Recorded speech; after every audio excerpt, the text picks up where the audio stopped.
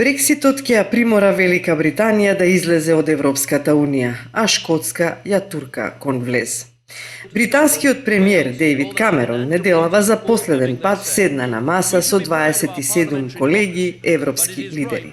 Истовремено Никола Стурџен, шкотската прва министерка, беше во Брисел и за прв пат бараше место на лидерската маса.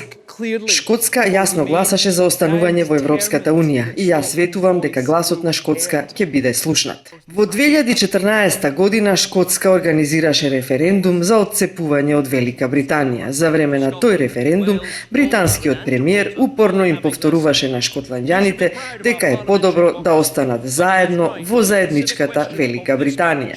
Резултатот покажа дека успеал да ги убеди, но Брекзит подели нови карти и јасно покажа дека 62% шотланѓани не сакаат да излезат од Европската Унија.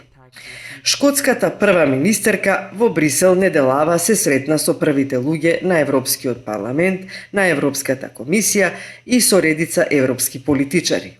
Но полјакот Доналд Туск, председател на Европскиот совет, одби да се сретне со неа. Тој смета дека во оваа политичка бура не е добро време за средба со шкотски политичар. Туск всушност со задоволство ќе се сретнеше со Никола Стурџен, но му било дошепнато дека тоа би налутило некои земји членки, како шпанскиот премиер кој најавил дека ќе одбие било какви преговори со Шкотска. Маријано Рахој стравува дека тоа може да им даде свежи идеи на каталонците кои сонуваат да се отцепат од Шпанија.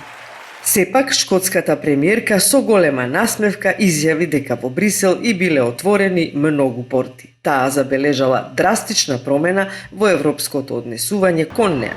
Во 2014 година приемот бил студен, а сега наишла на срдечност. Разбирливо, европските институции не кријат дека шкотската независност по Брекзитот би била вистински спас за да може Европската Унија да остане со 28 земји членки и Шкотска да им покаже на евроскептиците дека излезот од Унијата не е добро сценарио.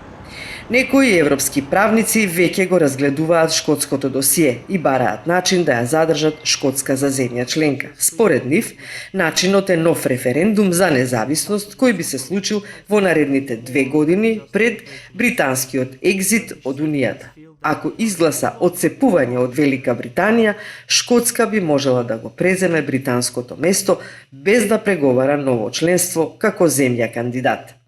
Европската Унија бара начин да преживее, не сака да ја дели судбината на Велика Британија, која без Шкотска повеќе нема да биде цела.